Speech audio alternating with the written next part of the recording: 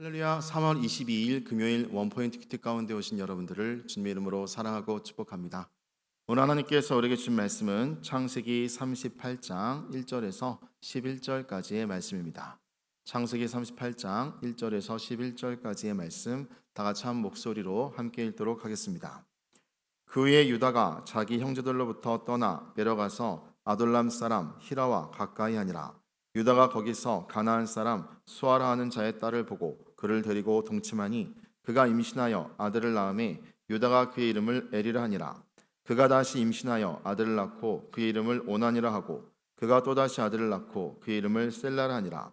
그가 셀라를 낳을 때에 유다는 거십에 있었더라.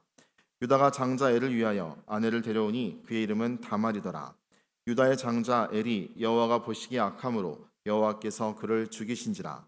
유다가 오난에게 이르되 내 형수에게로 들어가서 남편의 아우된 본분을 행하여 내 형을 위하여 씨가 있게 하라. 오난이 그 씨가 자기의 것이 되지 않을 줄 알므로 형수에게 들어갔을 때에 그의 형에게 씨를 주지 아니하려고 땅에 설정하매 그 일이 여호와 보시기에 악함으로 여호와께서 그도 죽이시니 유다가 그의 며느리 다말에게 이르되 수절하고 내 아버지 집에 있어 내 아들 셀라가 장성하기를 기다리라 하니 셀라도 그 형들같이 죽을까 염려함이라. 다말이 가서 그의 아버지 집에 있으니라. 아멘. 이 시간 의의 기준을 지키라 라는 제목으로 담임 목사님께서 큐티 인도해 주시겠습니다. 할렐루야. 자, 오늘 3월 22일 금요일, 여러분 복된 불금의 밤입니다. 뜨겁게 기도하고 뜨겁게 주님을 사랑하고 우리 공동체를 돌보는 축복의 밤이죠. 그런 오늘 희망의 아침에 오늘 하루는 하나님의 은혜와 사랑이 넘치게 되기를 바랍니다. 창세기 38장 1절에서 11절에 이어지는 말씀은 지금 요셉의 드라마를 한번 잠시 이제 접어놓고 한편 이렇게 되는 겁니다. 그 후에 유다가 하면서 유다가 형제 가운데서 아마 장자처럼 등장하는 대목에 왜 유다 얘기부터 시작할까? 왜 갑자기 유다일까? 하는 생각을 여러분 일부 할 수 있어요. 여기는 유다가 영적인 장자권을 가진 자로 세워졌다는 의미예요. 물론 그 앞서 떠난 요셉은 물질적인 장자권을 가졌다 이렇게 굳이 비교할 수 있지만은 원래 첫째 아들인 루벤에게 가야 될 것 아니겠어요? 그러나 루벤은 아버지의 아내 빌하를 범함으로 아버지 하나님 앞에서 그 수욕과 모욕을 던진 자입니다. 그래서 하나님이 그를 장자권에서 제거한 겁니다. 그 다음 순서는 시몬과 레위는 여러분 잘 아는 대로 디나가 세겜의 성주에서 몸을 뺏긴 일로 인해서 이제 그 추장의 아들에게 뺏겼잖아요. 그런 다음에 이들이 할례를 시켜놓고 다 죽인 사람들 아닙니까? 이것 때문에 하나님은 그의 잔악함 때문에 이들을 제거하고 나니까 장자권은 넷째인 유다에게 간 거예요. 참 이것도 놀랍죠? 근데 유다라고 해서 거룩한 사람 아닙니다. 여기 보니까 1절에 보세요. 그 후에 유다가 자기 형제들로부터 떠나 내려가서 아둘람 사람 히라와 가까이 하니라. 유다가 거기서 가나안 사람 수아라 하는 자의 딸을 보고 그를 데리고 동침하니. 지금 이제 가나안 사람, 가나안 여인들을 보고 그는 이제 동침을 하여 아내로 취하게 되는 장면에 이르게 돼요.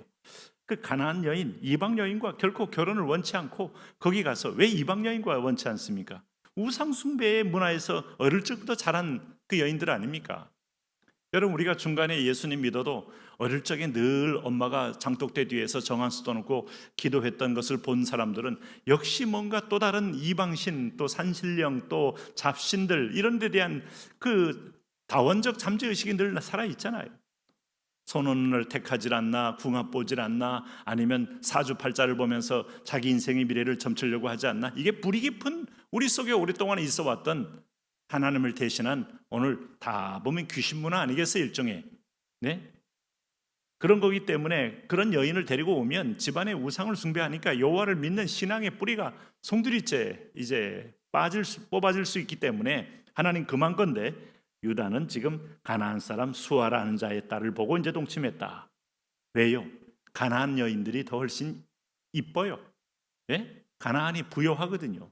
거기가 약탈적 문적이고 여러 가지 치장도 많이 하고 주변에 문화도 이 바알적 문화이기 때문에 음란한 문화예요. 그래서 외모를 꾸미는데 굉장히 열심을 다하기 때문에 나가면 마치 미혹받게 돼 있어요. 그래서 3절 보면 그가 임신하여 아들을 낳음에 유다가 그의 이름을 엘이라 하니라. 그가 다시 임신하여 아들을 낳고 그의 이름을 오난, 엘오난, 이 형제가 이제 생겼습니다. 그가 다시 또다시 아들을 낳고 이름을 셀라, 엘오난 셀라, 이렇게 이제 아들을 낳았습니다. 그런데 여기 6절에 보면 유다가 장자 엘을 위하여 아내를 데려오니 그 이름은 다말이라. 자, 이제 그 둘째 아들도 다말이란 여인을 유다의 아들도 다말이란 며느리를 다말이라는 여자를 이제 아이의 아내로 맞아 며느리로 삼았습니다. 유다의 장자 엘이 여호와 보시기에 악함으로 여호와께서 그를 죽인지라. 구체적으로 악한 행위가 자세히 나와 있지 않지만 아마 하나님께서 언약을 이어갈 가문으로 이 장자의 악한 행위들, 마치 엘리의 두 아들이 홈니와 비느하스가 하나님의 성소에 있는 떡을 마음껏 자기 마음대로 주물르며 먹다가 죽임을 당한 것처럼 하나님의 언약을 이어갈 때 치명적인 죄, 하나님을 대적하고 하나님을 언약을 무시하고 했던 죄는 이어갈 수 없기 때문에 제거해 버리는 거예요. 이 땅 가운데도 우리가 하나님이 곳곳마다 너무 악을 행하여 하나님을 모욕하고 하나님의 어떤 그 주권과 권위를 너무 대적하는 자는 하나님이 어느 순간에 그 죄의 열매로 데려가는 걸 많이 볼 수 있어요. 자다가 심장마비로 가지 않나, 술 취해서 길거리에 쓰러져 죽질 않나, 아니면 늦게까지 3차까지 갔다가 밤에 사고로 죽질 않나. 다 보면 하나님이 걷어가는 걸 볼 수 있어요. 물론 모든 사람이 그렇다는 게 아니고 뭐 제명이 죽지 않았다고 다 불행한 건 아닙니다. 하나님이 사명 끝나면 베드로처럼 데려가는 분도 있고 야고보처럼 데려가는 분도 있고 영광스러운 하나님 앞에 스데반 같은 죽음이죠. 그러나 이렇게 이제 하나님이 앞으로 지상에서 뜻을 이루어갈 때 하나님의 말씀에 대해 대적하는 이 세력, 특별히 선택받은 백성 가운데 여러분 계속 우상만 섬겨보세요. 하나님이 그 사람을 그 집안에서 가문에서 빼버리죠. 그런데 둘째가 이제 이어서 엘의 둘째가 이 형수에게로 이제 들어가는 이 형사 취수제도. 우리로 보면 약간 징그러운 얘기지만 유대 땅에는 그 가문을 이어가는 것이기 때문에 첫째가 죽으면 둘째가 형수에서 가서 그 씨를 이어 가문을 이어가는 것. 이게 굉장히 그 장자적 계대에 이어가는 아주 뿌리 깊은 전통이죠. 그래서 이제 오난에게 내 행수에게로 들어가서 남편의 아우된 법문을 행하여 내 형을 위하여 씨가 있게 하라. 이 아버지가 이제 그렇게 아들한테 명령한 거예요. 가문의 씨를 이제 소위 자손을 번식시켜라, 그런 명령이죠. 그랬더니 9절에 보니까 오난이 그 씨가 자기 것이 되지 않을 줄 알므로 형수에게 들어갔을 때에 그의 형에게 씨를 주지 아니하려고 땅에 설정하매. 여러분 이게 무슨 말인지 다 이해하시겠죠? 그래서 그 일이 여호와 보시기에 악함으로 여호와께서 그도 죽이시니. 자, 여기도 보면 이 오난에 죽이신 것, 하나님께서 애를 죽인 다음에 오난을 통하여 이 집의 가문을 허락한 겁니다. 일종의. 왜? 유다를 장자권을 주어 유다 지파에서 결국은 메시아가 나오잖아요. 근데 오난은 그 큰 하나님의 긍휼과 기회를 준 것에 대하여 정면 도전한 거예요. 그래서 그도 하나님이 제거해 버리셨다. 우리는 이런 차원에서 이 본문을 읽게 됩니다. 그리고 11절에 유다가 그의 며느리 다말에게 이르되 수절하고 내 아버지 집에 있어 내 아들 셀라 셋째를 기다려라. 셋째가 아직 어려요. 셋째가 이제 크면 셋째하고 이제 형사 취수 제도처럼 그야말로 장자 엘의 부인이었던 다말에게 네가 내 남편으로 가서 이제 씨를 낳아 계속 계대를 이어가라 하면서 셀라도 그 형들과 같이 죽을까 염려함이라 다말이 가서 그의 아버지 집에 있으니라. 이러다가 또 사고 나잖아요.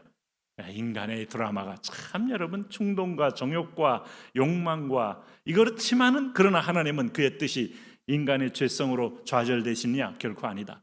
하나님은 그것도 심판과 섭리를 통하여 하나님의 뜻을 이루어 가신다.